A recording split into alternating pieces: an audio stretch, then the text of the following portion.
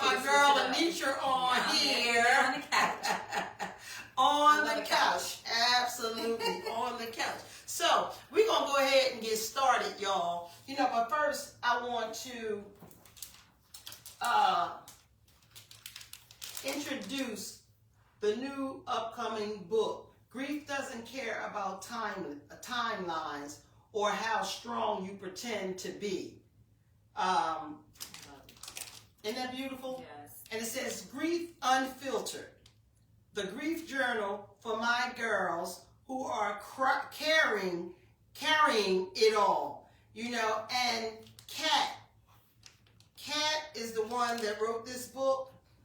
Catherine, y'all would call her, but I call her Kat. She's such a sweetie. That's my girl, you know. And I mean, I can ask this young lady to do any and everything for me. I'm quite sure everybody knows Kat, you know. And I told her that I was going to share her books just came out, her journals, and everybody that's dealing in this situation, or even is not, support her, you know, and get one of these. I need it because of, you know, how I deal with my grief, you know. Sometimes we can have a smile on our face and be like we're the happiest person in the world, but inside you can't see. You know what I mean? In my head, you can't see, nor can you hear it. You follow? And I grieve, you know, a lot. You know what I mean? Just my son, you know what I mean? Alone, my mom, my sister, you know, and all of them passed. My godson, the same year, month after month, you know, it was like a night storm, you know, and I have a little journal, you know, about that, because, you know, I write about everything, because recovery taught me that I need to write, yes. You know, and today, writing is my best friend, you know, and people ask me, you didn't, you know, like my clients had asked me, Miss T, you didn't, you ain't relapsed, you know, you didn't want to drink a drug, and I told them, no, but yes, I did relapse. You know, I didn't relapse in wanting drugs. I relapsed pretty much in my thinking because I wanted revenge. You know what I'm saying? That's grieving. You know, that's part of grieving as well. And some people don't see that or know that, but it's real. You know, I wanted the one that killed my son to be killed. You know what I'm saying? And I had to really pray, you know, and I had prayer warriors over me. You know what I'm saying? And, you know, my prayer, I was sincere. You know, once I got my grip, I wasn't listening to disease anymore, you know, because disease is cunning, baffling, and powerful, you know, and it works through people, places, and things, and that's all a part of that as well, you know what I'm saying, Anita? And it was rough for me. It was rough for me, you know, and when my son's friends or somebody came up to me and said, you know, don't worry about it, you know, we got this, you know, I asked them, you know, when I just had to pray, and I had to pray, and I had to pray, you know, to help me, my sponsors, friends, you know, loved ones, and I asked them, please, not to. You know what I mean? Because why should I have another mother suffer? Yes. You know what I'm saying? For losing their child. And eventually, making a long story short, they did catch this young man, you know, but not with the gun that killed my son. And I had to write that a lot of times, you know, in my journal. Journaling is powerful. Yes, it is. So y'all got to get Kat's book, and y'all got to, you know, just write whatever you want to write, you know, whatever you feel. And she has it labeled in here on certain moments, you know, of feelings, you know. She just saying just a little paragraph of it. It says, first, I need you to know something. You're not crazy, you're grieving. And those two things look alike. I thought that was powerful. Yeah, that's... I thought that was powerful, girl. This thing... That first statement... The first statement caught me. Yes. Caught my heart. People do think that they're losing their mind. Grief is all over the place, and she's going to tell us a lot about that, too. And she's also going to tell us a lot about how people people can call at times and say things and put your business out, you know, and make all kinds of different stories up without hearing the truth, you know. She's going to get on a whole lot of social media, especially that social media. That thing is dangerous. You know what I mean? But Kat, this is for you, baby girl. And I hope we can get people to purchase this. Yes. You know, how was it in here? She said to purchase. I know she got a website. Yeah, I don't see the QR code or. She has it on here. Yeah. Oh, founder of this is Oh Hey Sis. Okay, I'm gonna get back to this, you know, and tell you how to go online, or one, I think it's Oh Hey Sis. You can go online and catch, you know, more about this and purchase this book from Kat. Okay, so we're gonna go on. Hey Donna, Dorothy, how you doing? And somebody wrote something. Kiana said, this is going to be an interesting segment of information on how to approach grief. Absolutely. You know, I know you understand it as well, Key. I know you do. You know what I mean? And I'm so glad that you're watching. Yes. Hey, Adrian and Reginald. Okay, I'm going to give this to Anitra so we can get started with this thing. Oh, and at the end of the day, with the young man that killed my son, you know, they wanted me to sign for this boy to get the what is it? The death penalty. And guess what? I said, no, I will not do that. You know what I mean? Again, why should I take another mother's child, you know, from them when it's not going to bring my child back? You know, and that was all God's work. Believe me when I tell you that. You know what I'm saying? All God's work. All God's work. All of it. Okay, y'all, here's Miss Anitra Green. Hi, everybody. Thank you so much for tuning in. Tell me if you can hear me, because I'm a little bit more soft-spoken, but I'm learning how to use my big girl voice. But I just want to, I guess the best place for me to start is just to tell you a little bit about myself and how I ended up in the grief world. And then just to really talk about grief, the many faces of grief, how it shows up, because it's definitely, obviously, more than just death. So I'm a licensed clinical social worker. I'm a proud native of Chester, PA. I always like to say that because you got to be from Chester to understand our bond and how close we are, and see pride, as we call it. So I am a proud Chester native. I live in Dover, Delaware now with my family. And I always wanted to be a social worker. I came into this field with the intent of helping people and becoming a therapist. However, what I did not realize is that my own personal journey brought me face to face with 3 losses while I was in graduate school. So while I was trying to become a therapist, grief showed up at my door like, hey, what's up? Wow. Sorry, we got to meet this way. So I actually had to take a break from school. I did not think I was going to finish school because of grief, because there's a lot of things that happen when you're grieving that nobody talks about, like poor concentration, forgetfulness, everything feeling like a task, just really feeling like you can't function at times. And I was a woman of faith. I love God. I'm a believer. And all of that was going on, yet grief was still showing up in a way that I felt like I wasn't really able to navigate. And I was trying to navigate it solo. Because, you know, growing up, it's like, okay, people are going to die.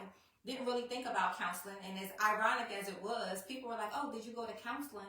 You were in school for that. Yeah, but I didn't think about that. And nor was it suggested for me to do from the school. Of course, people prayed and said, you know, I'm thinking about you, I'm praying. But I wasn't even thinking about going to counseling, because I just think that we're so used to handling rough things, especially in our culture. It's like, we feel like we're born strong. Whatever happens, we're just going to keep on going. And grief doesn't allow you to just show up unprepared and to handle it. You definitely need support.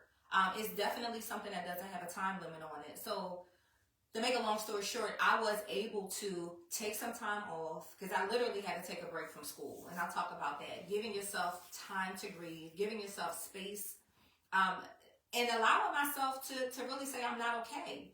And that I'm going to have to do what I have to do for me. You know, I had people saying, no, you're going to take a semester off from school. Well, what about your scholarship? Come on, you know your grandma would want you to go. None of that stuff helped me in my grief process. I did what I needed to do, because I knew that if I stayed in school, performing at the rate that I was just in general, that I would have lost my scholarship. Because grief just wasn't allowing me to just push through and to think clearly. Like, so there's some real physical ways that grief shows up. So I'm glad I took this time to do it. So after having my own personal experience with grief, I then had to support a lot of grieving students. I spent 3 years working at Community Hospital in Chester, 13 years working at Widener Partnership Charter School in Chester as a social worker. And grief just kept showing up. So I'm like, okay, let me go get training for it. Let me go, because I have to be honest, even in my studies and preparing to be a therapist, I did not have a lot of background on grief. I had one class called Death and Dying, and that was it. So here I am as a school social worker, as a therapist, dealing with all of this grief and feeling unequipped. And for me, I'm the type of person that if I'm going to show up, I need to show up with expertise. That's right.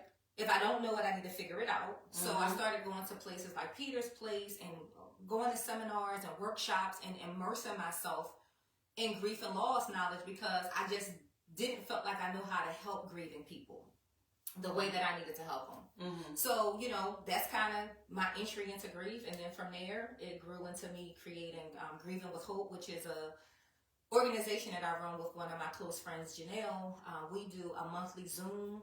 We do an annual conference, usually in Pennsylvania.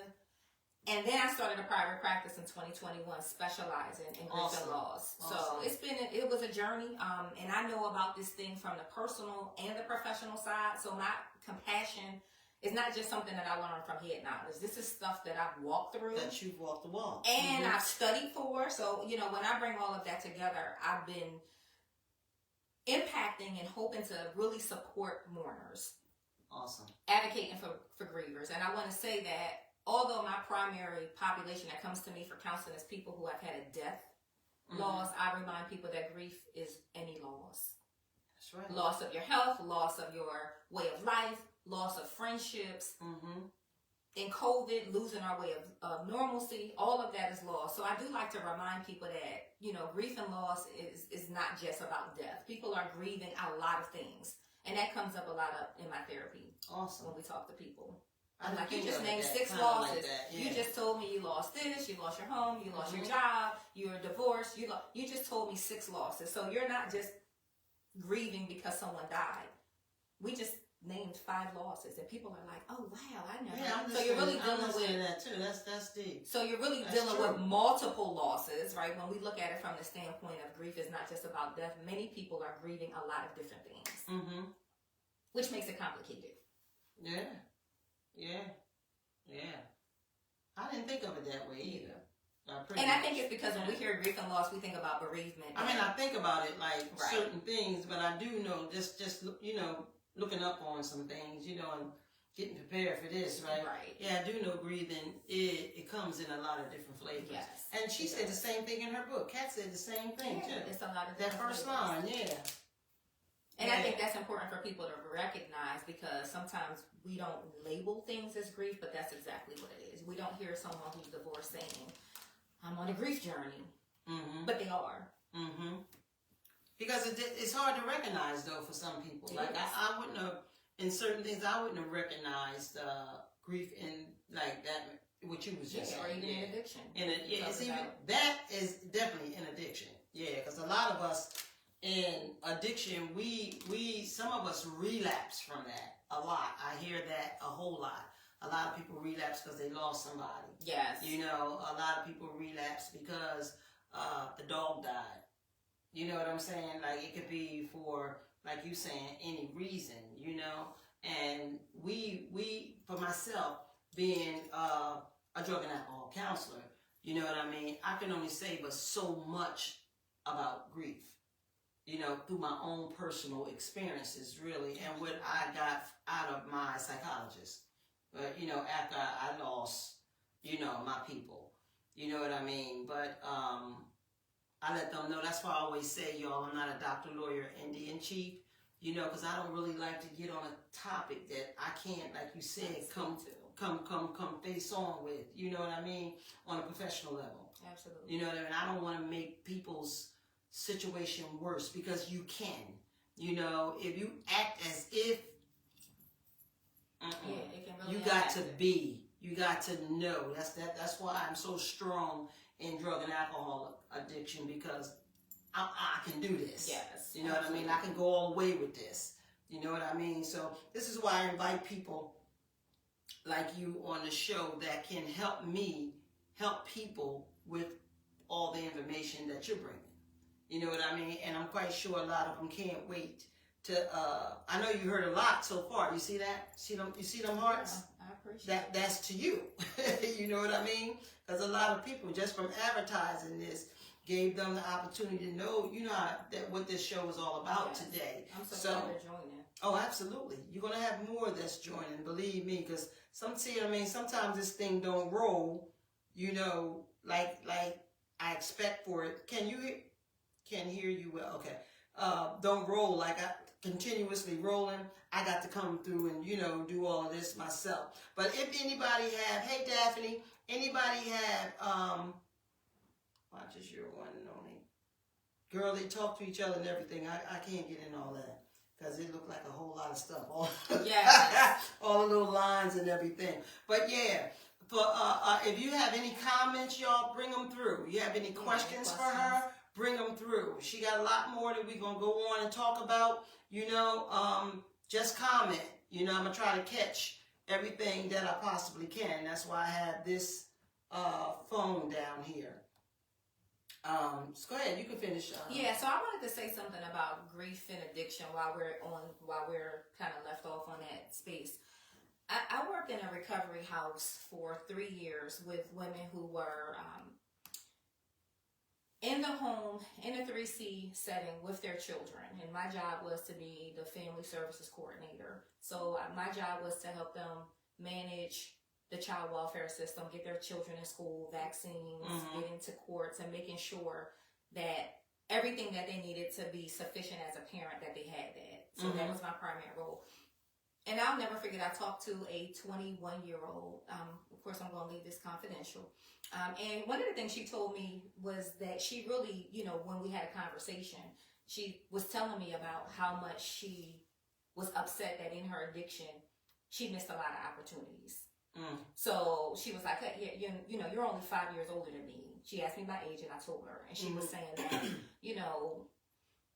I lost so many friendships, relationships. I lost out on a scholarship opportunity to go to school. I, too, thought about becoming a social worker. And one of the things that I told her was, and all the things that you are talking about, those are legit things that I can see why you're upset. It's okay to feel disappointed. But what I want to remind you of is that you're making a change now, and the things that you want to accomplish, even if you are not 24 or 23, right? The point is that you finish it. That's right. My job is to help you get the resources and support so that you can get back to the life that you envisioned. Because what she kept saying was that I never saw myself having this life at 21.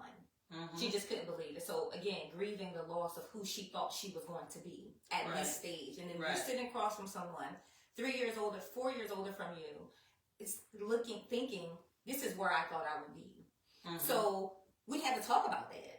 And she had to process that. So I mention that because there's people who are using substances because they're grieving. And then the grief can cause you to want to use substances. So it's like this little connection between both of them. And it's a very strong bond. So it's like if you ever relapse, people relapse, they have a loss. We see people sometimes who have never really thought about drugs or alcohol or not dabbled into them until they found themselves face to face with losing the person that is the most significant person in their life. Kiana Palmer, she said, can you please expound more about how to identify signs of depression, isolation, excessive alcohol, compensation, etc., when a loved one is suffering from grief, and when it gets and when to get professional help. So I can expound on that, Kiana. So one of the stages of grief is depression, right? You have the 5 stages. Depression is one of the stages. And so it is very normal to be depressed. So much so that if you've had a recent loss, you won't get diagnosed with depression if death has happened in a certain time frame because it's a normal reaction to grief. However, if a person is, and I'm going to say, I mentioned, because people come and they have this question, how do I know that I'm grieving healthy? I want to say normal, because I think everybody's grief looks different. Mm-hmm. I like to say grieving in a healthy, everybody's grief looks different. So I can't say, if you do this, this, and this is normal, and this is abnormal, right? Mm-hmm. It's more, how do we know if we're grieving healthy? A healthy griever will have the sadness and the depression and, you know, certain stages that you go through, the shock, the anger, right? That's all a part of normal grief. Mm-hmm. When a person is unable to resume their normal activities after a certain period of time and their life is spiraling, and I'm trying to think of the best word to use. They are deteriorating. Health is bad. Alcohol consumption. Because most of us, when we've had losses, there is a period of time, and there's no time limit on grief, but our functionality typically improves over time. We're able to resume going back to work. We're able to resume going back to school. I share my story. I took a semester off. I took 3 months off from school. And then I started finding my new stride. When a person, the way that you know that you need to get support, and first of all, let me start by saying that I think that anyone who is grieving can benefit from counseling. I don't think that you have to be suicidal or having any extreme to seek a professional. I think anyone who has had a loss can benefit from counseling. Anybody. Mm-hmm. However, when a person definitely needs to refer or highly suggest a person getting help is when you're seeing the excessive drinking, drug and alcohol use, isolation, suicidal thoughts, job loss. Now you're unable to perform your activities of daily living. I mean, you can't hold a job anymore. When a person is, decompensating like that and things are spiraling, they definitely need to have a professional intervention because at this point, they're not functioning. Some people do start drinking a little bit more. And I think if you're watching this and you're grieving and you maybe are in recovery and you notice that you're drinking more, I think we all have different thresholds for alcohol. If I have a glass of wine a couple nights a week, and that's kind of my norm, but I think individually you have to ask yourself, am I noticing that I'm drinking more? Am I having thoughts about going back to using? These are the signs that you should seek some professional help. Because I think more than anybody, sometimes people don't know these things are going on. But we're with ourselves every day, all day long. So if you notice that you're isolating, and in isolation, sometimes you don't really want to be with people. But it is not advised to be on an island because when you don't have community, when you don't have people that can check on you to make sure that you're eating, when you don't have people who can kind of say, okay, you know what, you've been in the house for a week, let me open up these shades. Let's go out. I think it's time for you to get out the house. When you're resisting all of that, it's time to talk to somebody. Because staying in that space is what leads people to become suicidal. Yep. It's what leads people to relapse. It's what leads people to overdose, sometimes unintentionally. Especially if it's a drug or alcohol addiction dealing with yes, especially if that's a part of your history. Especially those that's who still are disease, you know what I mean? And it talks to us. You know what I mean? And it loves to keep us isolated. Yes, and I'm sure that grief only amplifies that voice. Only makes it louder. Absolutely. So if you have a history, I think that you need to be accountable and understand that, yes, because the truth is that the alcohol and the drugs is a coping skill. It's turned into a way to escape reality because that's what it's doing. It takes pain away. It takes the pain away. You think it takes pain away. But it really doesn't. So you really have to develop some new coping skills. And that's the point of therapy. When you're coming to counseling, people say, well, I've had people to say, some of my clients, people ask them, why are you going to therapy for grief? What is the therapist going to do? The person is going. What are they going to do? But people don't realize that there's healing and talking. It sure is. You're getting new coping skills and strategies. You're learning about things like journaling. You're learning about new strategies and mindfulness and stuff that's just not everyday conversations that your friends might not be able to tell you about. And especially if you're going to someone who is experienced with grief or even specializes in grief, then you're getting that much more expertise. Although most therapists have to handle grief on some aspect because it's a part of life. There's a lot of benefits to counseling, but that's not something that our community is used to. We're used to somebody dying. You go to the funeral, people think, after 3 or 6 months, it's over. Everything is Everything that, forgotten. They oh, don't I even saw think them about at a it. wedding the other day. They look good. They're fine. No, That I'm is just one living. thing. I'm living, but I'm not okay. Look, that is one thing that I am big on, you know, with when you're grieving and like you lose someone and, you know, everybody wants to come around, you know what I'm saying? For me, with my son, I just didn't want people around. I didn't want people around because my head was just like, I don't talk to this person, that person. They just here to be newsy and, you know what I mean, And eat sometimes they food really and are. all that. And all I'm hearing the whole time is, I'm going to be there for you. Don't worry about it. Whatever you need. You know what I mean? You know you could just call on me. Ha! Yeah. Ha! I still ain't heard from them. I'm going to let you know. I still ain't heard from a lot of people. You know what I mean? But then when they see me after the fact, oh, girl, you look good. You doing great. You doing this. You doing that. Now I'm really still grieving. Yeah, You know, but I didn't say anything to a lot of them after the fact because it would only build up what you left there from the door. You know what I'm saying? And I'm a person that'll tell you. Yeah. You follow what I'm saying? But it was making me feel worse to hear that. Is that common? Yeah. It made me angry. Yeah. The crowd when I heard that. The crowd is heavy in the beginning, but when you hear people say at a funeral, you know, in the days, weeks, and months to come, the truth is that the shock of grief really takes months to wear off.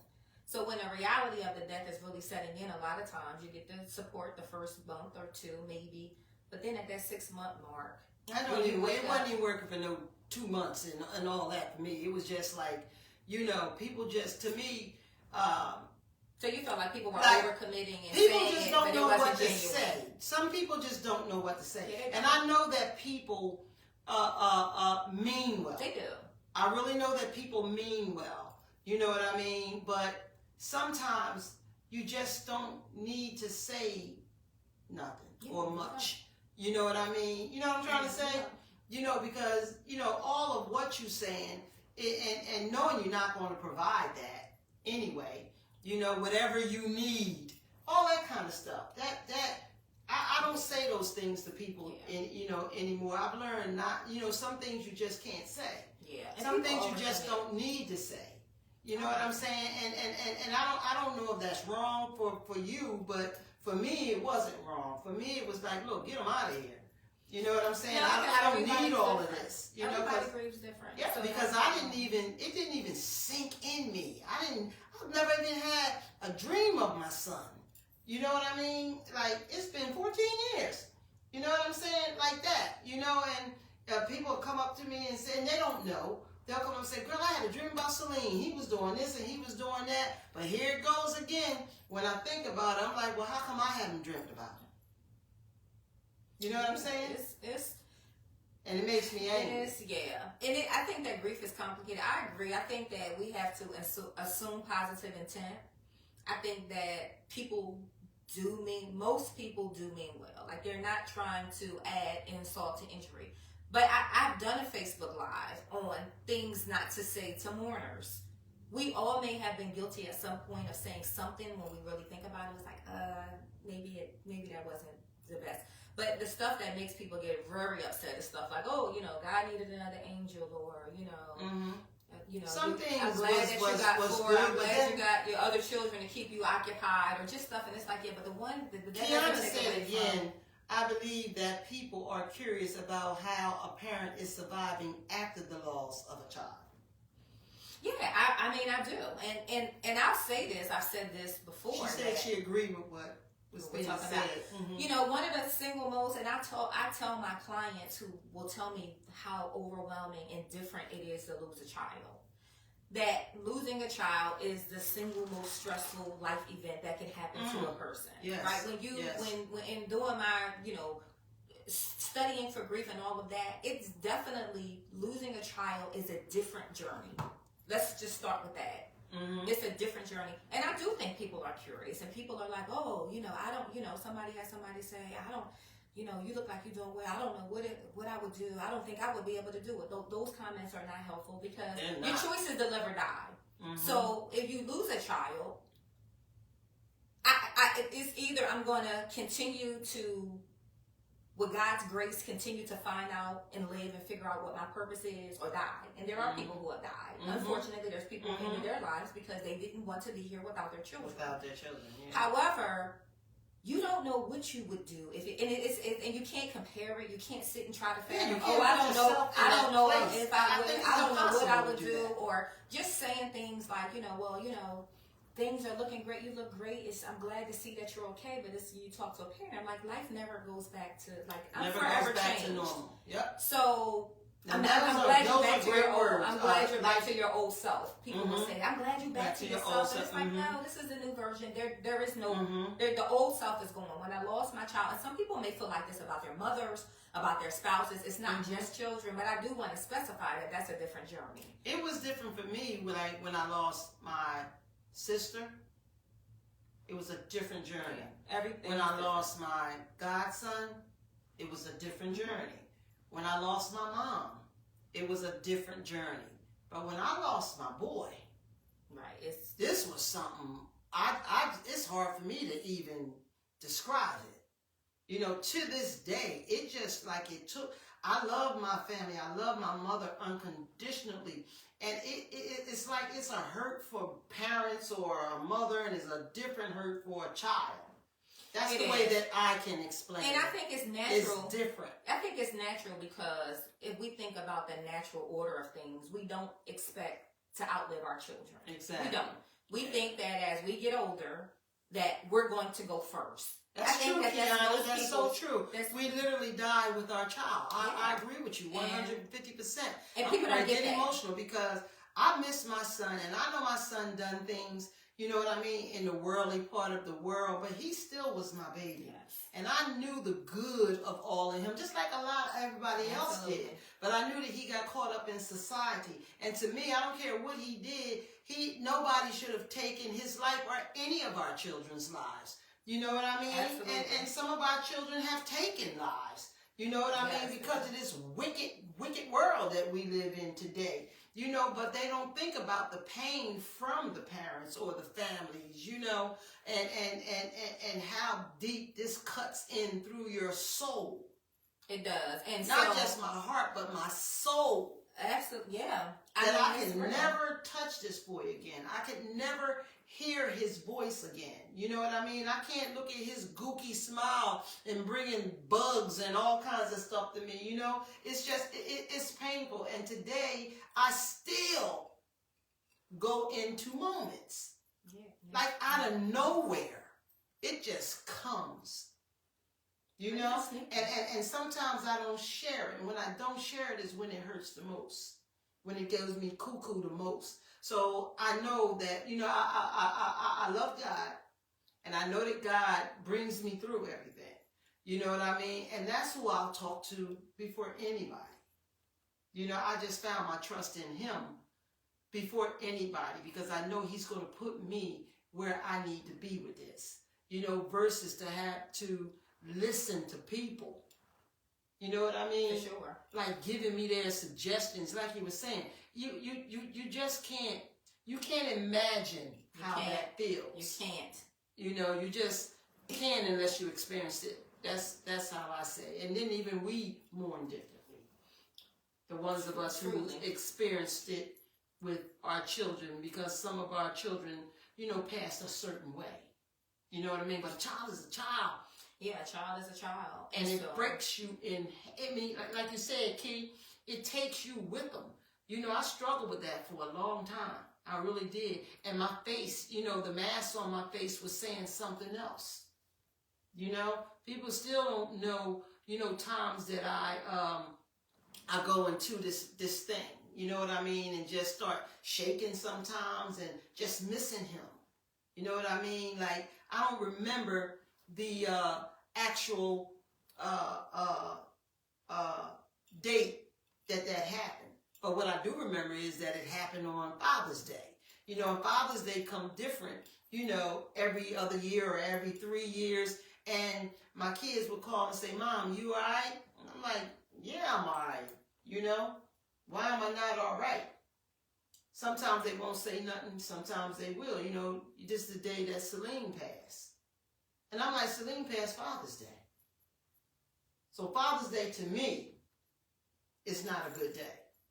And that's real talk. And a lot of people feel that way about holiday. No matter whatever that time was that the loss happened, it becomes like a memorial time where you're thinking about your loved one. And I want to say that, you know, this whole time limit, there's no time limit on grief. I think that there's also these false beliefs about timelines and what it looks like. And, you know, even, and I mention this all the time, and it's something that I hope to advocate for in the near future, is even when you think about how much time people give you off from work. You know, I looked at bereavement time, and I'm like, 2 days for dad, 3 days for wife, 5 days for a child. Isn't that crazy? And I'm like, who won't be over something like that in 2 to 5 days? And I just think that, you know, in COVID and so many deaths, I mean, I was pretty impressed when I read that Bank of America has a 20-day bereavement policy. Wow. I think that really speaks to someone getting it. Mm-hmm. And I do think that people need to look at their bereavement policies, because half the time, spending 5 days planning a funeral, I haven't even touched the grief. You haven't even touched the grief. I mean, when I came back to work, I had to plan my dad's funeral. By the time I got back after my time was over, I wasn't even really grieving yet. I was done funeral planning, organizing, because he was widowed, all the work that goes into it. And I'm like, man, I gotta go back now. Now I need time off. I need, you know, so much more time in this. Kiana said again, recently my family had a balloon release and I could not attend it because it reopened old memories of my son's presence. I know what you're saying, kid. Yeah. I can't do it. You gotta protect your peace. I just don't. For me, things like that, it hurts. Like, it's too deep for me, you know, to attend something like that. I wouldn't want to. I wouldn't want to have no balloon release and all of that, because all that I keep in my heart is that my son spirit is where it needs to be. You know, that's the release that I stay prayed up on. You know what I mean? And everything else, even his flesh. If it was up to me, I wouldn't even have had a funeral like that. You follow what I'm saying? Because I think it's pain, man. I think it's horrible. It's a lot. I really do. It made me, because I get flashbacks from seeing. I couldn't even look at him. You know what I mean? Through the whole thing. You know, even when I just could not go see him. I couldn't look at him. I didn't want to. It's a lot. You know, sure. I didn't want to. And then I didn't want to have to imagine seeing him there. You follow what I'm saying? I do. And I tried to be brave and strong with my brother. Me and my brother was really tight. My baby brother, you know. And I tried to do it. That thing broke me in half.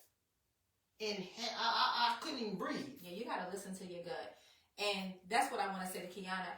I really commend the fact that you did what works for you, because I'm going to tell you, I talk to people sometimes who, there's so much pressure, right? We see, especially with social media, this person decorating a grave. These people are doing this. And then it may feel like if I don't do this, I'm not honoring my child. But the truth is that the way that we choose to honor our loved ones varies.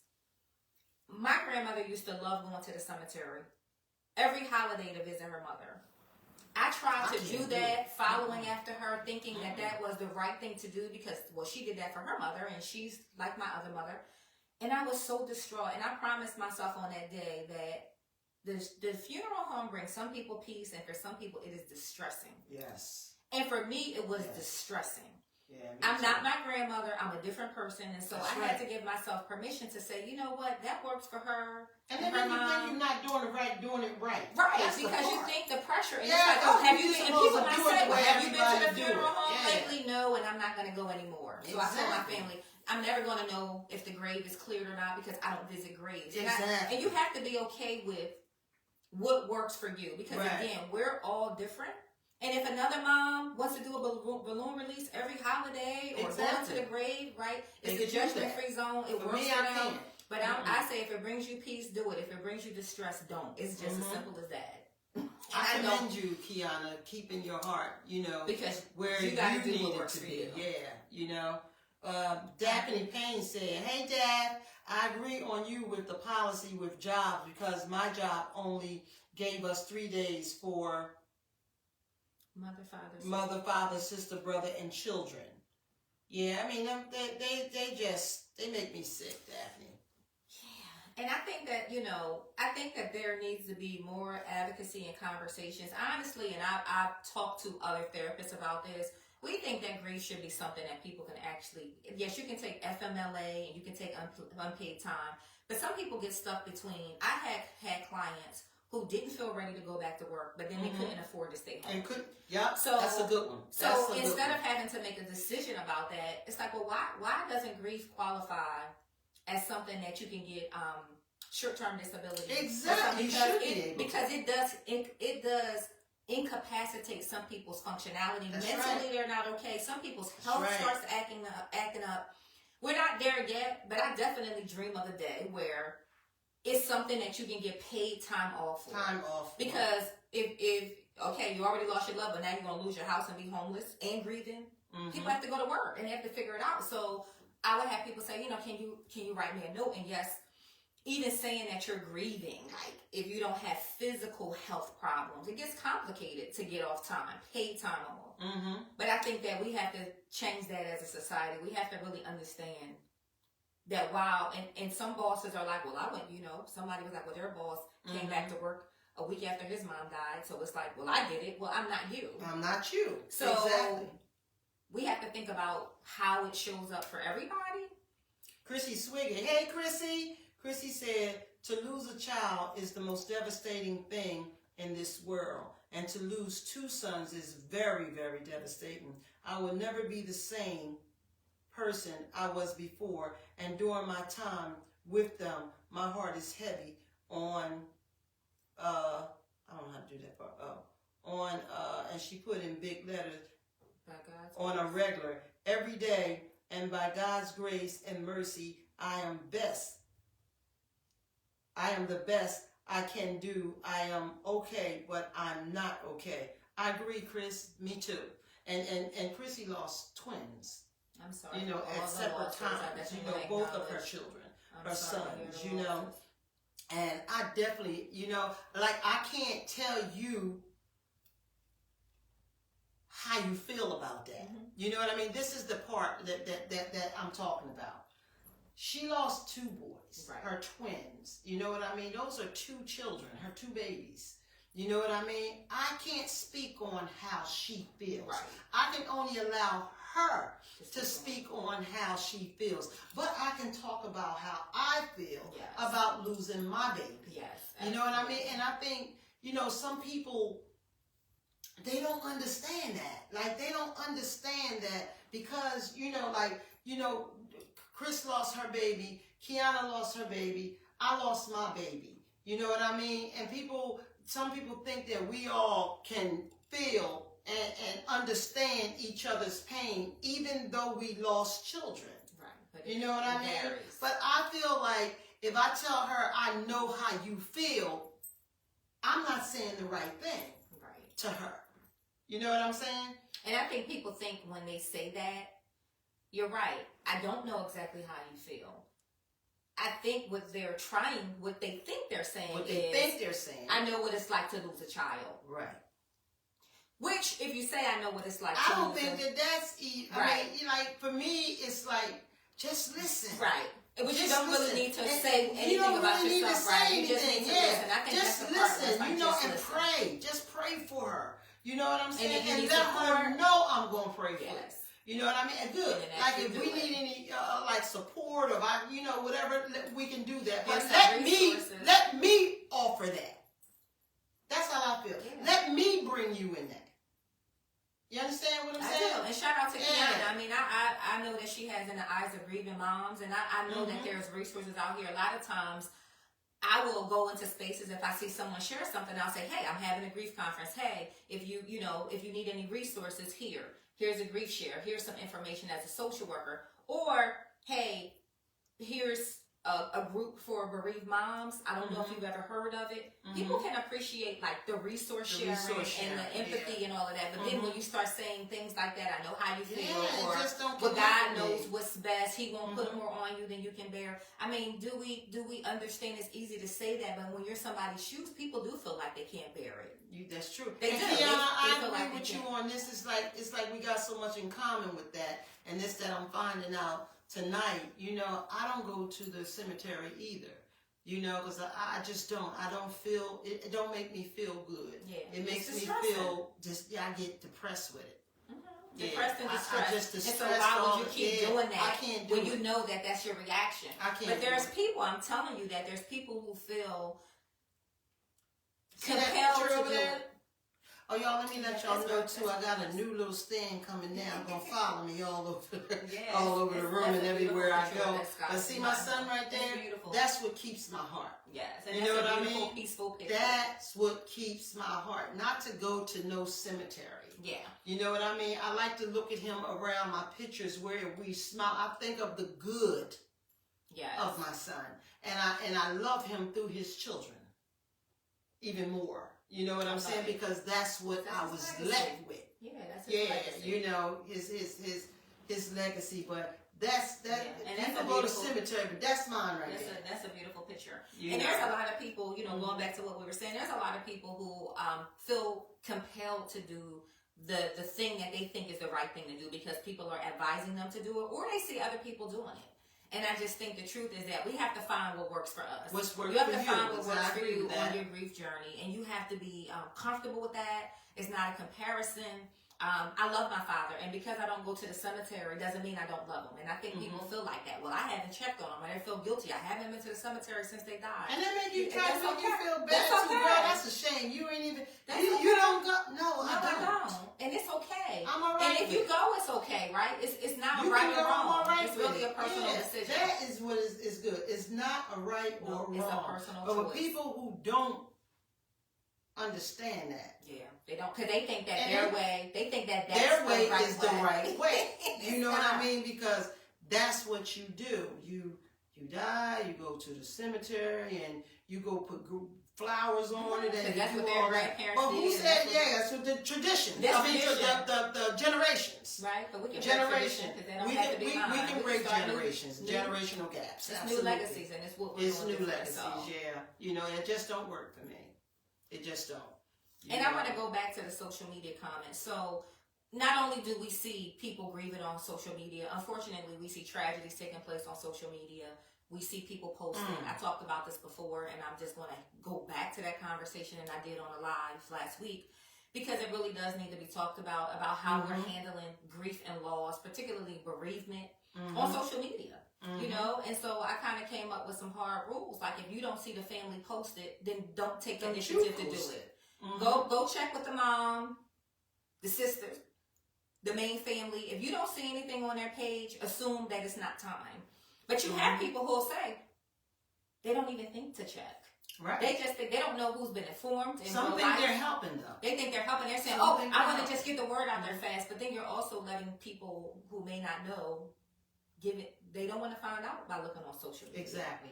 And then oversharing, you know. Oh, I'm so sorry that, you know, your baby got mauled by a dog, or your son got shot 6 times. I'm so sorry to hear that. Or asking questions, what happened? What happened? Where was it at? What hospital was he in?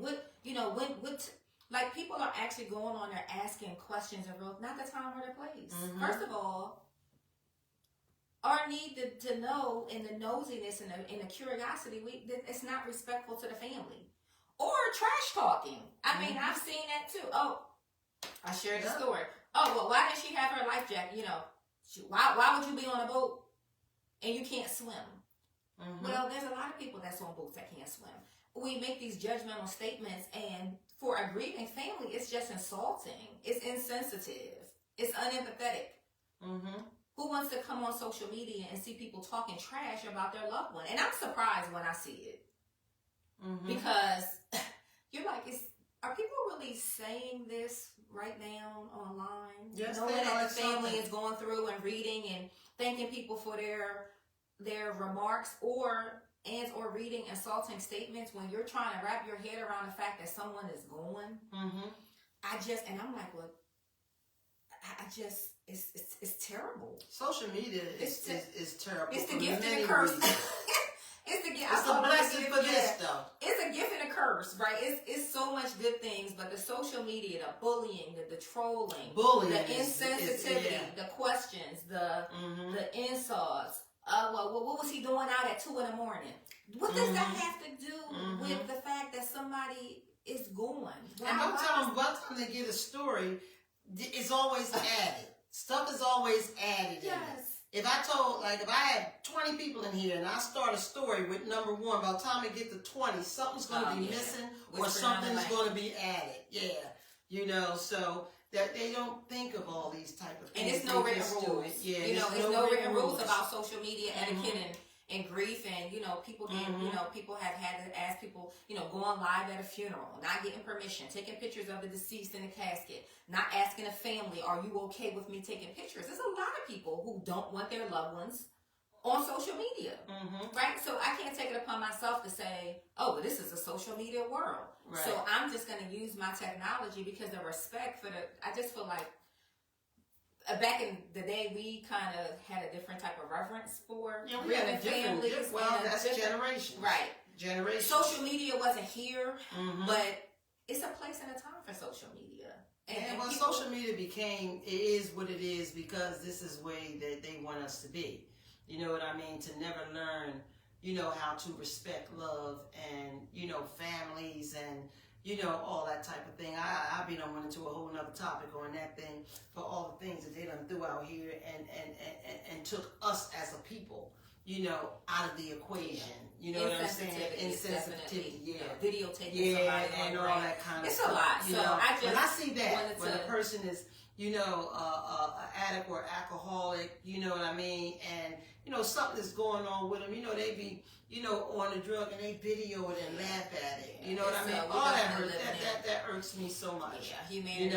Let me give a few shout outs. Hey, Carolyn Payne, thanks for being on. Hey, Dee, that's my sister.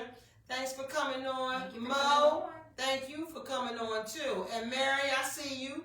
Toya Robinson, I see you too. Y'all know me. Y'all know I like to give them shout-outs because I don't really like to miss anybody, so I kind of go in between things. Tamika Adams, thank you. Hey, Anita, how are you? Sharon, I see you again. Venus Dandridge, how you doing? Thanks for coming on. Hey, Michelle, how you doing? I haven't seen Michelle Moore in a while. Daphne, thank you for coming on. I love this. Chrissy, much love to you, girl. You already know. Aline, my nephew is faithful. He's always on here. I appreciate him. And my baby girl, Erica D. Tillery, that's my girl. I just don't want it to get so far. Hey, Betta, that's my sis. And I don't want to, Tracy, Roland, thank you for coming on. Hey, Rosetta, thank you for coming on again, too. And Daphne, I hope I said that to you, too. I just didn't want the names go so far up and then I won't be able to come down to recognize you guys. Rudolph Wilson. And Rudolph Wilson, how are you? Thank you. You want to read it? Yeah, I would like to thank you ladies for your heartfelt conversation and experience with this important issue. I also lost a child, and there isn't a day that goes by that a part of me doesn't feel the loss. Yeah, sorry for your loss. And thank you for your loss. Thank you for the comment. And yeah, I think that this, we just don't talk about grief enough. I feel like we are, we get our moment to talk about it when a loved one first passes, but then it's almost like we don't have these kind of conversations. We don't talk about grief. We don't talk about how it's impacting us. We definitely don't talk about seeking support for it. That's therapy. I want you to talk some more about too, the support, and seeking support for grieving. Kiana is another one that you guys can get with because she has so many access to so many different, what's the word I'm looking for? So many different support groups. Yeah. So I think that would be a good place to talk about. Like if you are struggling with grief, as I said before, I think that going to counseling is never going to hurt anybody. It's never going to hurt. And we don't necessarily think that grief and loss is a reason to go to therapy. You know, people Mhm. think, oh, well, depression and suicide, and I have to be in a crisis mode. Yeah. No, having a loss is a devastating, traumatic, overwhelming experience, and it Yes. absolutely is a reason to seek counseling. Yes. So I would definitely say, you know, there's all types of spaces. Most insurances cover counseling. Mhm. You just pay a copay. Some people don't realize that therapy is considered to be behavioral health treatment, and you can use your insurance if you're insured. The state paid for mine. Yeah, if With my you're son's- insured, yeah, they and pay there's all for me, kinds of they pay for resources. me, yeah. There's Grief Shares, which is a more Mhm. spiritually based, and I'll try to go back in this chat and drop some links when we're done, because it's all kinds of websites, but Grief Share is great. I host a monthly Zoom that resumes in September called Grieving with Hope. We have a monthly Zoom that's open to anyone who wants to join. I also host a grief conference every year. The Saturday before Thanksgiving, I'm waiting for confirmation. We have 2 locations that we're considering, but November 22nd, save the date. That's a potential, that is when we're planning to do what we always do it the Saturday before. Okay. It's a 4-hour event where there is conversations and education and inspiration and Awesome. information and Awesome. just a whole empowering time of bringing grievers together to learn how to support, how to navigate in this grief. Because sometimes the ocean is calm That's right. and you feel like you can swim in, and other times it feels like a tsunami. Mm-hmm. And you're trying Yes. to figure out how to keep your head above water. And grief is sneaky, so you know, Yes. we never know. So I definitely would encourage, I'm going to drop some therapy sites in the chat. If you want a therapist that looks like you, if you're a black and brown person and you're wanting an African-American therapist, we're out here. Right now, I'm not accepting new clients. That comes up a lot because I'm doing more trainings, workshops, and podcasts, and I wrote a children's book, which I'll Yeah, we share- gotta tell them about share the book. later, but I'm in different For spaces. kids, how kids grieve Yes, as well. because we don't really include them in the Yeah. conversations. Yeah. So a year ago I wrote a grief book, but I am connected to a network of therapists. When people inbox me or if they say, hey, if I can't help you, I promise you, if you shoot me an email, I will direct you to somebody who can, because anybody who wants help is out here. That's right. What else can I say about grief? There's a couple books that I would recommend. One is called Unmoored. It's by my therapist friend Angela Dobrzinski. She wrote a book for grievers, and it's kind of journaling space in there. So because it's written by a therapist, it's a really good book because it talks about practical strategies. Also, Ajita Robinson, who's an African-American therapist, well, she's a multi, you know, she does a lot of different things now. Right. She's boot camps and all of that. But she wrote a book called The Gift of Grief. I've gotten a lot of good feedback about it. So sometimes we can read a book, we can go to a grief group, we can come to a conference, we can journal, we can find ourselves a therapist. Let me read this out again. This is a book, a grieving journal book by Kat. She's it says Grief Unfiltered. Grief doesn't care about timelines. I'm sorry, or how strong you pretend to be, which is strong. And it says Grief Unfiltered. You know, the grief journal for my girls who are carrying it all. You know, it's a 30-day space, you know, filled with what they told you to hide. And just the first line, and y'all know Kat has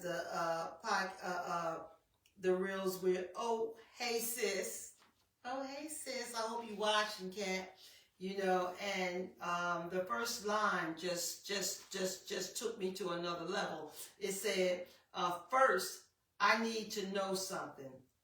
You're not crazy. You're grieving. And those two things look a lot alike. And that is so true. That is so true. That is powerful. You know, and there's a lot more that goes down. But I would suggest everybody gets one, support Kat. You know what I mean? And get this book. I believe it's... Kat, if you're on, can you put the information on here for me, sweetheart? I think you can go to ohey.sis. I believe that's it. Ohey.sis. You know what that says? Yes. Ohey _ohey.sis ohey.sis _. Yeah. Okay, if you want to purchase one of these, support Kat. I mean, it's great. I mean, you see, I got mine, that's for sure. You know, and it even comes with a nice little cute blingy pen. Y'all know I love that much. You know what I mean? But let's support Kat, y'all, and go again to _ ohey.sis. Okay? Speaking of the books, this journal is awesome. And then I want to say, Rachel Carson. Rachel Carson stated, how you doing? And stated, I had a problem. People said he's in a better place. I couldn't deal with that for years. I told, can you see it? Yeah, I told one woman, send your son up there. And she looked at me so hard. She did not like that. Yeah, that he's in a better place, because any parent will say the best place is with me. Kiana is saying that she would like to connect with you, Anitra Green, and educate individuals about grief, mental health, challenges, and how to deal with trauma. Yes, I would love to, because that's, I would love to do that. See, this is what makes this so beautiful, when we can get the connection, yes, with one another. You know what I mean? To take this journey to a whole nother level. You know what I'm saying? Because this is what we need to do. This is a lot of what people need to know. Yes, you and know? my sister joined. Hey, Lisa. Hey, Stacy, love. Where's your sister? Lisa Hawkins. I seen her join earlier. Did she? Appreciate the support, sister. Hey, Lisa. Thanks for joining us. Thanks for joining. I just love when, especially we as our black people, yes, I have to say together. that, come together. You know what I mean? This is what I'm asking of any and everybody who can support. You know what I mean? Or even, some people just don't support the drug and alcohol thing. You know what I'm saying? Or this mental health thing. You know what I'm saying? It's a lot of stigma and judgment. A lot of stigma and judgment in this, And I just feel like we all God's children. You know what I'm saying? And this is what He looks forward for us to do. You know what I mean? And from the day that I've been on here, I'm like, anybody, pastors or whatever, most anybody can come on and let's connect. You know what I mean? Let's look out for each other and help each other out with whatever experiences that we have overcome, whatever information and education that we have, that we can help somebody who's still suffering. The sick and suffering is like you said, mental health and the psych, dealing in psych, and everything. I look at it when I'm at work and I see, how they mix us all up. You know what I'm saying? It's hard. It's really hard. To be around all of that, but I'm not a runner to run away from it. I'm going to stand right in the middle of it and help in any way that I can possibly can. You know what I mean? With the suggestions that I have and the experiences that I have, because I know if I just help one person, job well done. Yes. You know what I mean? Job well done. And it's about giving. It's about giving. It's about giving. I had the opportunity yesterday to read. I had the opportunity yesterday to read my children's book, and I volunteered. And I think the other thing that we have to do is we have to use our gifts. Everything is not about $1. Everything is not about $1. Because we have to, go girl, be willing to sow. It's a spiritual concept, but the person was telling me how many kids in Uganda was having loss, and I said, well, listen, y'all bought the book. You want me to come on to Zoom? And just the power of technology. But he was so grateful because he was like, I don't know that we're going to, I'm like, I didn't ask you for money, right? I want to do this. I want to help children who are orphaned. Many of them got on there and they didn't have mothers or fathers. And I had an hour worth of questions. Taking the time to invest and using your gifts and your skill sets to help and support. Hey now. It's not about being, it's not about being a gatekeeper or having the information or in order for me to share. Yes, is a worker worthy of their hire and their cost? Yeah, the money's going to come. But for me, the sowing is important. I feel like tithing is not just from a spiritual concept of money, but it's using your gift. How can you use your gift to help someone else and just say, you don't owe me nothing, right? I think we all have the ability to do that. That's right. But the question is, do we see our ability to do that? And I promise you say that again.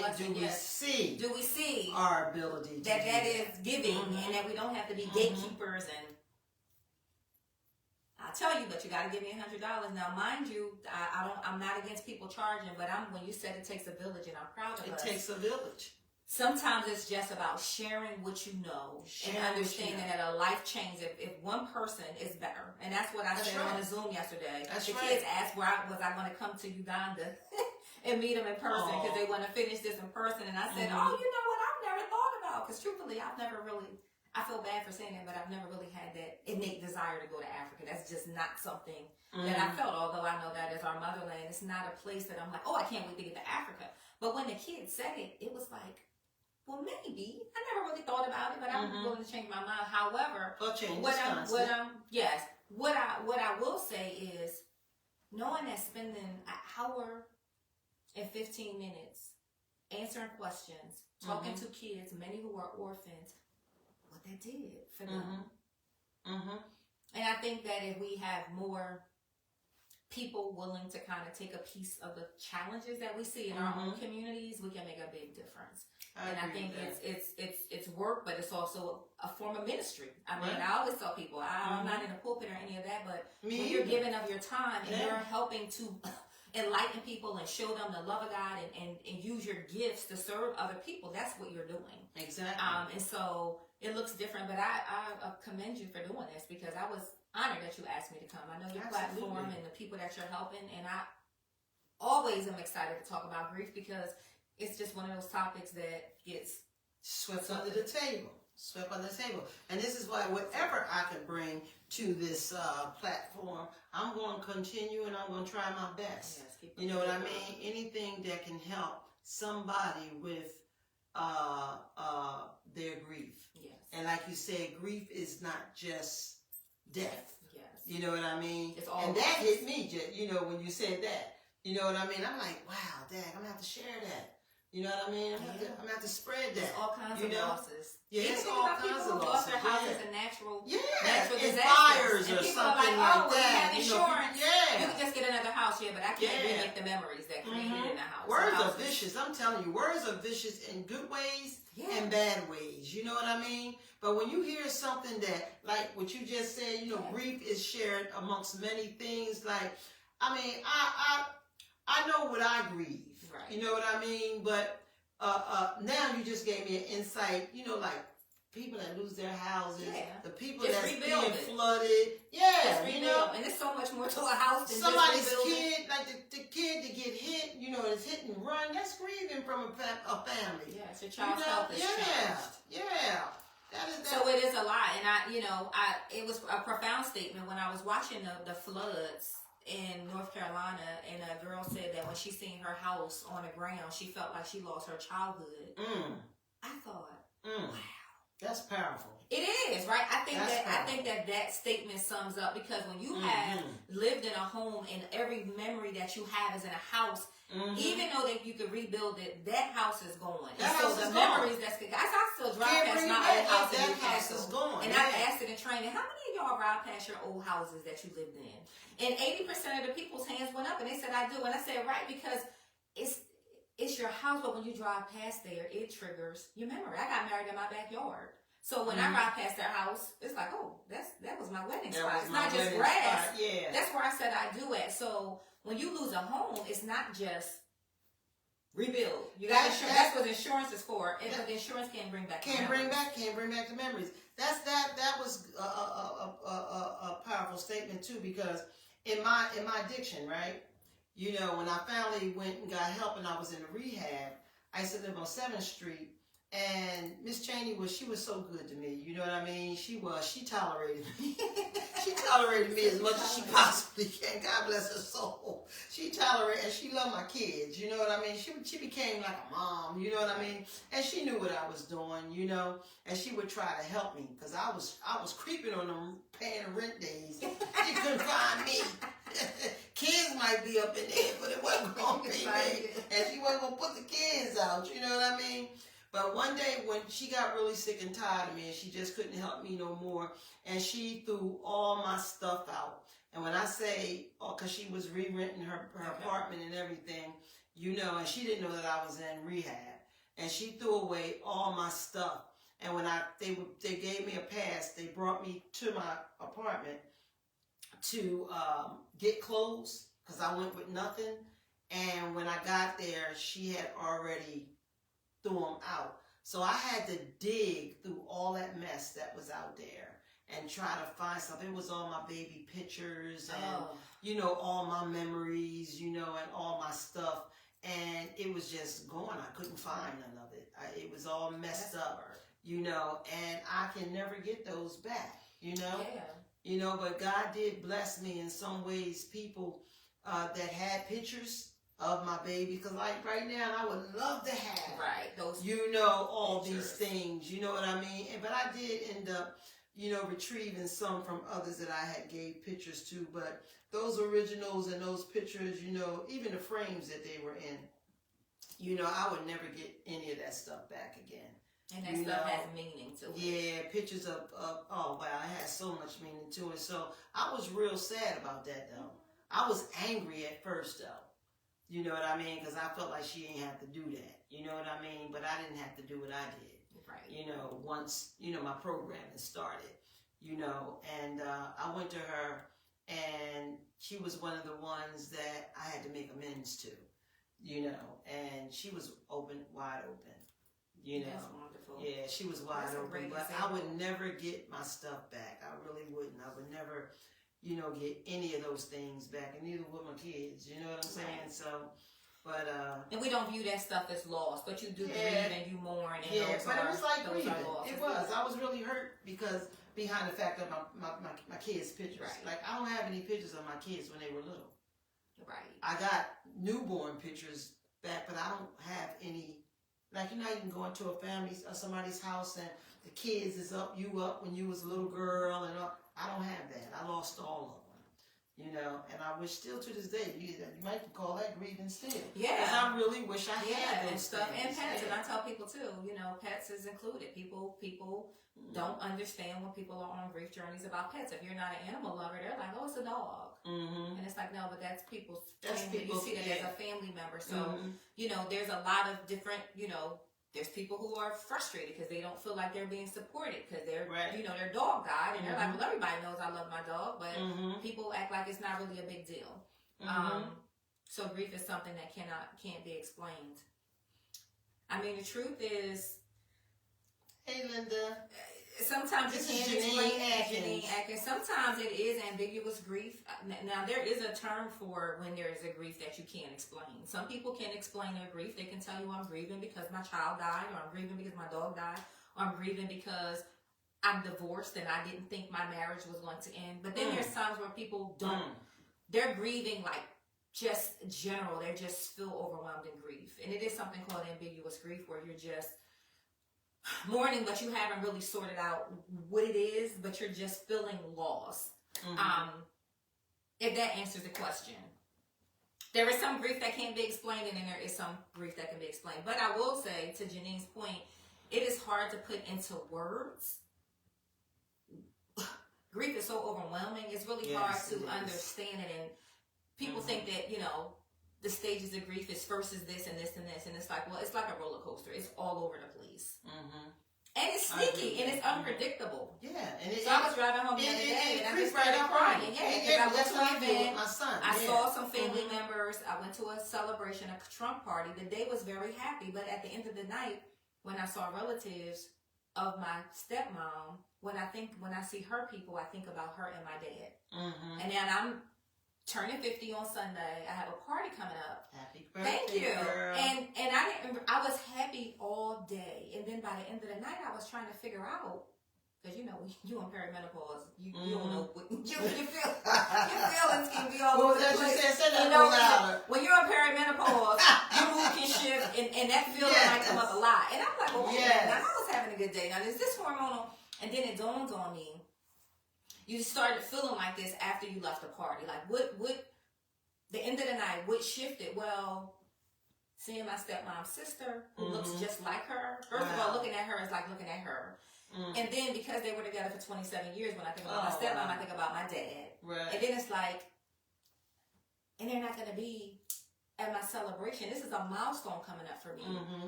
And my people are not here. Mm-hmm. So it can be a face, a song, a scent, a name. Mm-hmm. It could be somebody that has your child's name and they That's yell it true. in the store. That's true. And you like, wait a minute.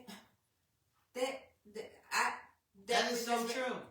So you can't predict. The hard part about grief is that you never know when it's going to show up. Mm-hmm. The only thing you can do is when it does show up, like when I was driving home to Dover from Chester, is just allow myself to cry and say, you know what, I think I'm making a connection.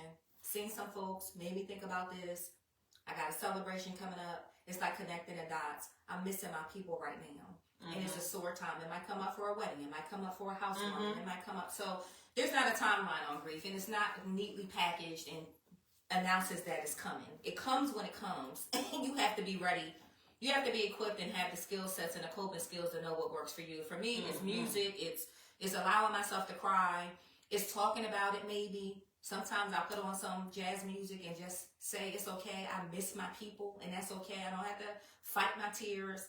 And I actually feel better after I cried. Me too. I feel Some much people fight better. their tears, and I'm like, stop fighting your healing. Tears are healing. I used to fight tears, but since basically I've been into really since I've been found this beautiful life with God.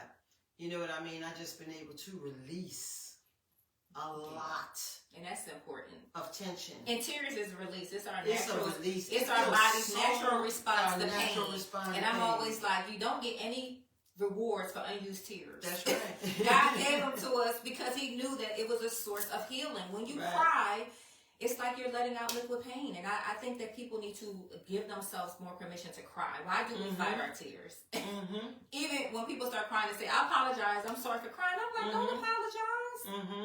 And I'm not scared of tears. So when when I'm talking to people, if I'm in a therapy session, if I'm having a conversation, if you say, oh, I feel like I'm getting ready to cry, some people get uncomfortable, like, oh my God, don't cry, don't cry, don't cry. Why are we telling people don't cry? We need to be telling people to cry. Cry, that's what I tell them.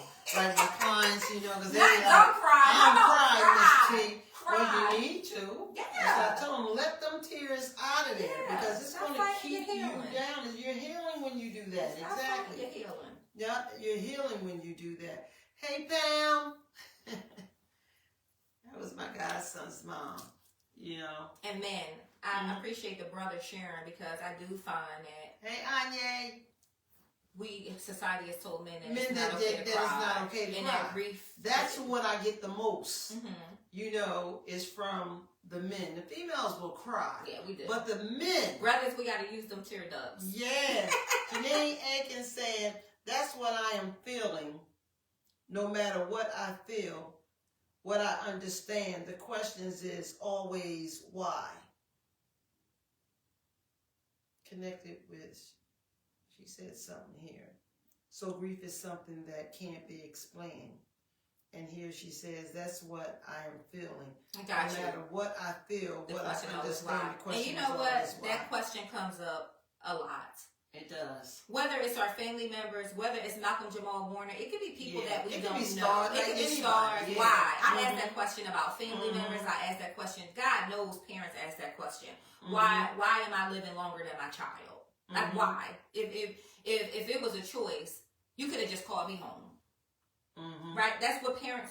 People are like, why? I just got married. Why is my seeing stories about people being married and not even a year. They're like, okay, now I'm widowed in 1 year. Like, what's up? Like, what's the purpose of this? I've experienced that, y'all. It's a lot the of widow questions. in 3 months. Yeah, it's a lot of questions. my Why, first right? I'm husband, sure you it want was to know it was why. horrible, man. It's like I have seen death in so many different ways. You know what I mean? And people will say, "Girl, you strong. You you got through all of that and everything." I still carry the why, so I understand what she's saying. Yeah, it's a like real- why that's a was real my thing. life,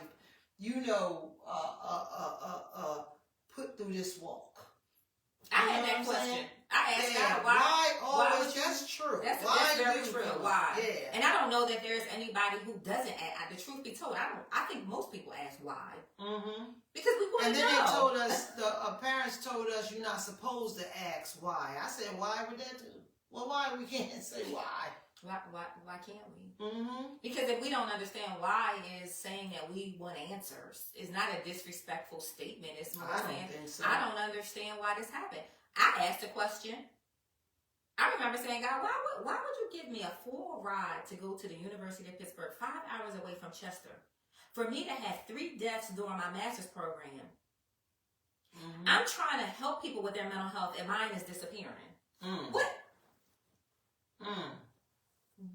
Out of all of the times, 5 hours away from my family, when I'm trying to become a therapist, and I feel like my mind is deteriorating to the point that I don't know if I'm going to make it. You don't know if you're going to Why would this happen now? Like, so that's a real question.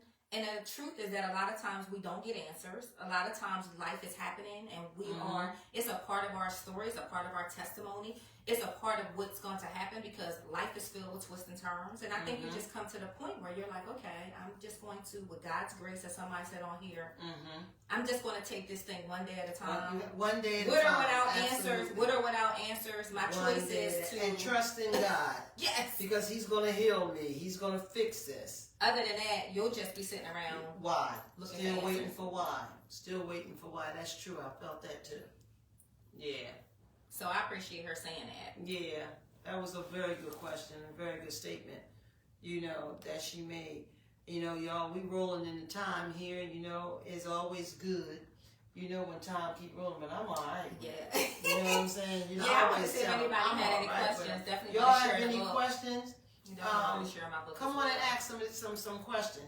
I appreciate the ones of you that are, asking questions or add in some information, on, what did you get out of this? Was this good? Is it helping some people? Pam Danner said it's okay to ask why. I think for spirituality for me helps my why. I agree, P. Yeah. I agree with that 100. I do, because that's just a word that comes up on a little bit of everything. Yeah. Why? I've said that 1,000 times. Why did I go down this road? You know what I mean? Of course, for drug and alcohol, I can answer that. That was just my walk. For me to be myself and talk the talk. You know what I mean? I appreciate all of that. You know what I mean? But when it comes to my baby, you know what I mean? That why and that answer don't match sometimes, Even though I know how to turn it over, but it's hard to turn some things over. It is. You know what I mean? So when it comes to you, Chrissy, it's one day at a time. You know what I mean? And I do get better with it one day at a time. I definitely agree with that. That's even, that's my world, y'all. One day at a time is for my recovery. You know what I mean? One day at a time. Yeah, one day at a time. One day at a time. And the thing about it is as we're waiting for people. Said, I can't wait to share this very I can't even very see informative. It. Y'all know I ain't got my glasses. And I got my glasses on. They keep sliding down. You know what I mean? And once I start reading 3 words, the other ones start jumping all around. She says, I can't wait to share this. I can read them because I can sound pretty clear. This is awesome. awesome. Wait to share this. I know. So y'all know y'all got to share this just as soon as we come off this live. You push share. Because I know this is a lot of information for a lot of people who just, don't get the opportunity, to have this information, and to really talk about it. Y'all know this is why this platform is on. It gives us a place that we can sit down and just, have a conversation and just chat. You know what I mean? And talk some truth, and give some wise information and education on a lot of different topics. Janine Aiken said, you can read it. I'm your cousin in Florida. I love you and thank you. Oh, hey, Janine. Girl, the name didn't even ring a bell.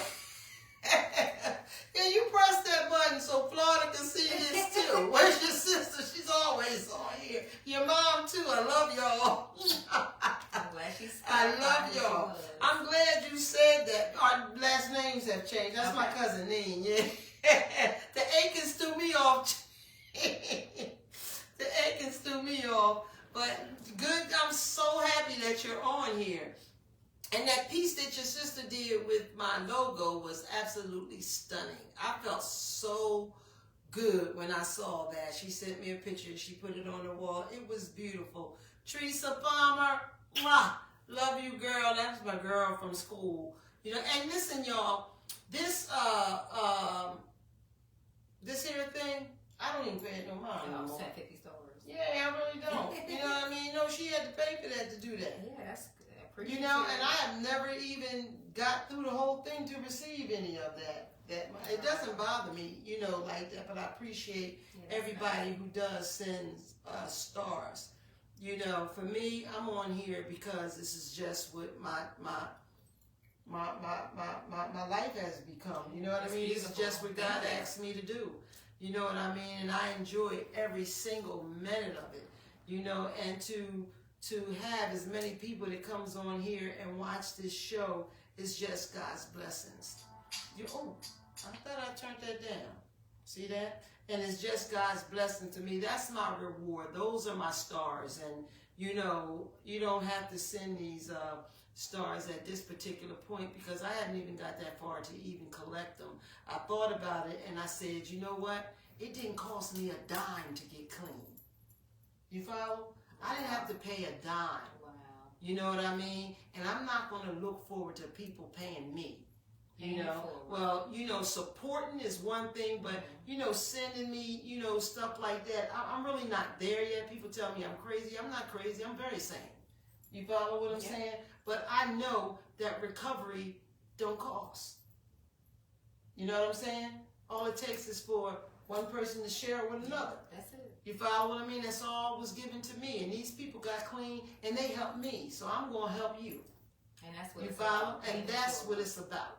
You know, I'm not asking for your money. I am asking you to buy my merchandise, though, y'all, because that's going to help me do the next LMT award show and another, you know, a child that suffered from losing parents, suffering again, from losing parents, you know, or loved ones, you know, and help them with scholarship. You know, I am trying to do that. You know what I mean? So I do, I'm going to start showing the merchandise. I'm just building it. You know, that's why I got my little movable little thing that's coming soon. You know what I mean? So I can display some things. Daphne Payne said, Tracy, when I tell you I really enjoyed this one tonight, I really did keep doing what you doing. I mean, I really did. It did say that. Really did keep doing what you're doing. And God bless you. Thank you so much, Daphne. You look how it's bringing us together back, all of us back together again. You know what I'm saying? Through conversation. You follow? So I know we don't went past the time, y'all, and I know Anitra got to get on that road to Dover. Listen. You know, I'm in Newark, she in Dover, but that's still a little ride. You know what I mean? I just you want to share right? the book. Hold on, we're going to share a little bit more. So Anitra has something more to say. And if any of you do still, if y'all on, I'm on. You know, I ain't got to go off. You know, because I love it. And the night was absolutely awesome for me. It was. And I'm never, you know, in a rush. It don't help that I'm on summer break from school. So. I'm on vacation on summer, so I'm in a good place. But what I wanted to say, as parting words, is just to know that grief is a journey. And I always encourage people to take hope. That's really something that you need to take on your grief journey. Hope and understanding that you're not by yourself. The other thing that I would say is to try to stay in community. When you're connected, when you have a village, and don't be afraid to seek support. I've already mentioned some resources. At some point when I get home, I'm going to come into this live and actually put some websites where you can go to find support, because it's one thing for us to talk about it, but then it's like, okay, what's the action steps? Mm-hmm. If you need support, I want you to know where to go. I do want to do, we didn't really talk about children tonight, but I am a lover of children. That's another That's a whole other segment. That's another episode. That's a whole other episode. But children back, you have to come back to talk about kids. But children are often left out of grief conversations. And so because I've been in schools and I still work with children, I'm still in schools, in addition to having a private practice.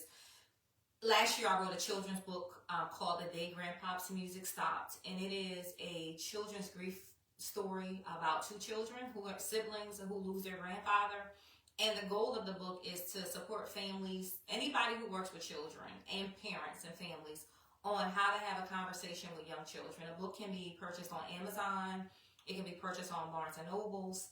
And you can also email me if you would like for me to come and share in a space. I've been to churches and schools and all of those other places. So beautiful. We definitely have to talk. We have to include our children in the conversation. Growing up, kids was to be seen and not heard. Nobody really sat down and talked to us about our feelings and grief and what it's doing to our minds and our bodies. Mm-hmm. We grieved. We were pushed in the playroom and said, go play. And so we have to change that narrative. We have to include our kids. So again, The Day Grandpa's Music Stopped. It is on Amazon. It's actually on sale right now. Okay.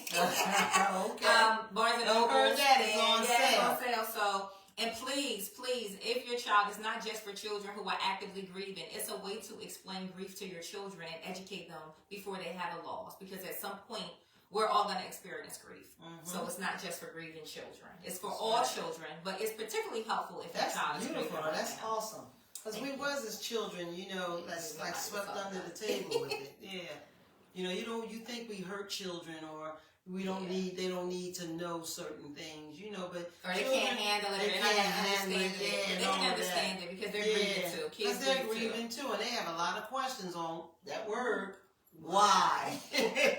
Yes. Why and where are they? You know what I mean? Yes. They definitely come up with that why. So I'm helping y'all out with this book because it takes some of the pressure off of the language and all of those things, especially with young mourners, that 3 to 8. Yeah, they do mourn too. They definitely do. Dawn, thanks for that comment. I appreciate it. She put, hello Tracy, you are so inspired. Love you. I love all of y'all. Y'all are like family. Again, like we just all sitting on the couch, sitting in the living room, the sitting room, just conversating, and it is such a humble time, for me, to be able to bring all this information, girl, that you put down tonight. Thank you. You know what I mean? And I'm so happy to be here. And she'll be back. You know what I mean? Yeah, and if any of you want to come sit with us, you know what I mean? That would be even more beautiful. You know what I mean? So you are welcome. You are welcome to come. And feel free. You know what I mean? Because after all of this, when you receive some positive, good information that can help you release pain and, all these different things, you feel free, man. And that's the name of the game. You know what I mean? To feel free from all of this hardcore feelings. That's what I call it. Hardcore feelings. Because for me, again, I go back to disease. Disease loves me to hurt. It loves to get me trapped, in these type of situations as it do most of us. You know what I mean? Because pain and heartbreak and death and all these things is disease's best friend. It's like a door opening, so it could ease right back in you again. And here we go. We drinking, we drugging, we doing all the things. We isolating, we doing all the things, that we work so hard to recognize, and to deal with, and I don't want to sound harsh, but, for me, I listen for the voice, on certain things because I know I have to use my tools. No just mean no by any means necessary. And in our program, we talk about, how it comes through death, how it comes through good times, happy times, crazy times, love times, TV watching time, music listen time, you know what I mean? And it's there. People, places, and things, exactly. So I'm so appreciated that all of you coming on tonight. everybody, please share this. Share this. Nicole, I didn't hear too much from you, baby girl, but I know you in tune. I know you in tune.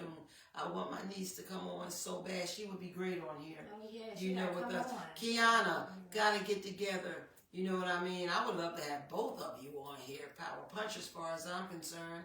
You know what I mean? So I still look forward to you and I, you know, getting it in and spreading some information and education to people.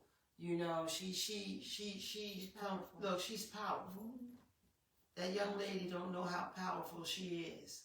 She is powerful. Yes, and helping so many. Oh my gosh, she is powerful. You hear me? And y'all gotta check Kiana out as well. You know, and don't forget about Kat's book of Journal of Mourning and all as well.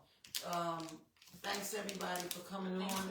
Please share this. Let's give Anitra some hearts here. That's how we clap and send our appreciation to her, you know, for coming on and sharing her strengths and hopes and her expertise on, you know, grief and all.